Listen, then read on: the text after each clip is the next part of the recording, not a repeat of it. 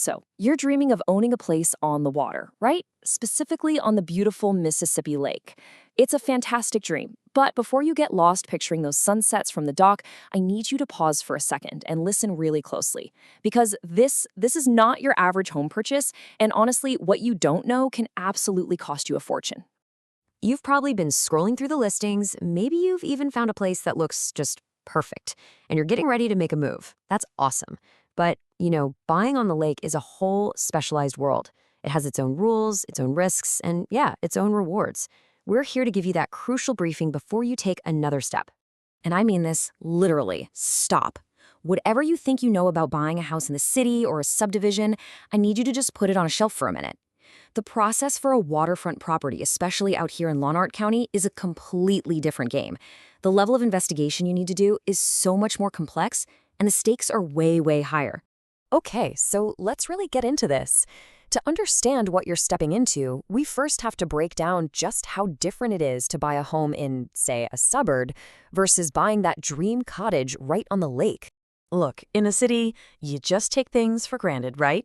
You turn on the tap, you flush the toilet, water and sewer services are just there. On the lake, guess what? You are the utility company. You are 100% responsible for your own water and your own waste systems. And those neat, tidy property lines, yeah, they can get a lot more complicated than you'd ever imagine. We'll get to that. So, next up, we're going underground. We need to look at the invisible, critical infrastructure that your entire property relies on. These are the systems you can't see, but you absolutely cannot afford to overlook them. There are 3 core systems every single buyer has to investigate. No exceptions. Think of them as the big 3. Number 1 is your septic system. That handles all your waste. Number 2 is your water source, what you're actually drinking. And number 3, the system that keeps that water flowing when it's -30 outside. First up, the septic system. You have to ask, is it even big enough for your family? Where exactly is the leaching bed? And is it a safe distance from the lake? You don't want contamination. But here's the most crucial part. You must ask the seller for the septic's use permit. It's the official document that proves the system was installed to code. If there's no permit, that's a huge red flag.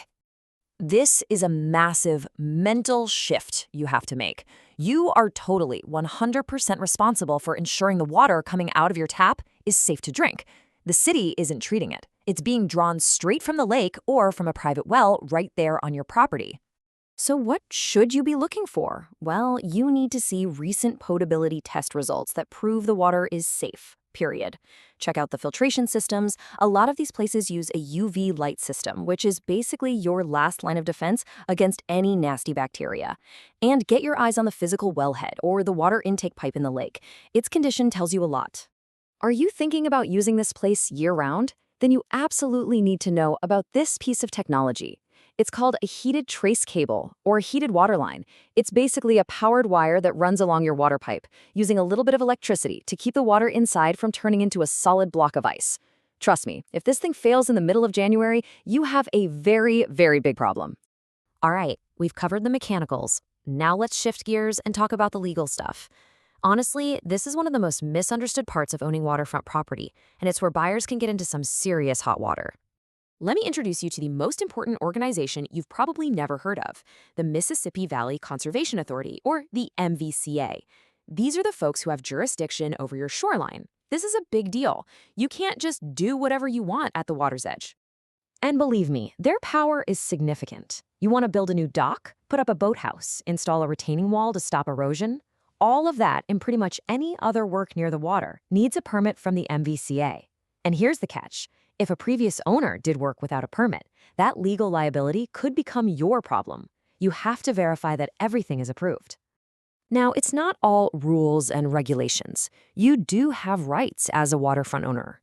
They're called riparian rights, and they basically give you the legal ability to access and enjoy the water. Things like swimming, parking your boat, and drawing water for your cottage. It's really the whole point of living on the lake. But, and this is a big but, here is the single biggest legal trap for buyers. It's called a shoreline road allowance. In many areas, there's a 66-foot wide strip of land that is actually owned by the township, and it runs between your official property line and the water itself. Which brings us to probably the most important question you can ask. Are you actually buying a property that owns right to the water's edge, or are you buying a place where you have to cross public land to get to your own dock? The only way to know for sure is to get a proper, up-to-date legal survey of the property. You have to see it in writing.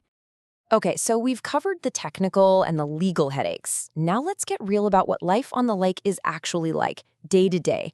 Because you know what? Not all waterfront is created equal. You have to ask yourself, what kind of lake experience do you really want? Some parts of Mississippi Lake have that deep, clear water right off the end of the dock, perfect for swimming, perfect for docking a big boat. Other spots are in shallower, warmer bays. Now, they can get a little weedy, but they're amazing for watching wildlife, like herons and turtles. It's all about what lifestyle fits you. And here's a little reality check that's really easy to forget when you're visiting on a beautiful summer day. How close are you to emergency services? If you plan on living here year-round, you really need to know how far you are from the hospitals in Carlton Place or Perth. Ambulance response times are just different out here, and winter road access is another absolutely critical factor to consider. So, what's the bottom line here? It's simple. You need a plan. Going into a waterfront purchase fully informed and prepared is the only way to protect yourself and your investment. So let's put it all together into a final checklist. Think of this slide as your roadmap. Before you even think about putting in an offer, this is your to-do list. Get the survey to verify shoreline ownership. Get your hands on that septic permit. Confirm MVCA approvals for every single dock, deck, or boathouse near the water. See the latest water test results, inspect all the filtration and heating systems, and confirm your road access is properly maintained all year round. At the end of the day, that's really what this is all about. Taking the time to do this intense level of due diligence isn't about killing the dream. It's about making sure that dream doesn't turn into a nightmare. An informed buyer is a confident buyer, and that's what you want to be. You know, I think this quote just sums it up perfectly. You're not just buying a property with a nice view. You are becoming the steward of a complex piece of land with its own unique systems, its own legal obligations, and a very direct connection to the natural environment around it. We really hope this briefing has armed you with the critical questions you need to start asking. For more resources and information, be sure to check out the housesforsaleottawa.ca community. Thanks so much for your time.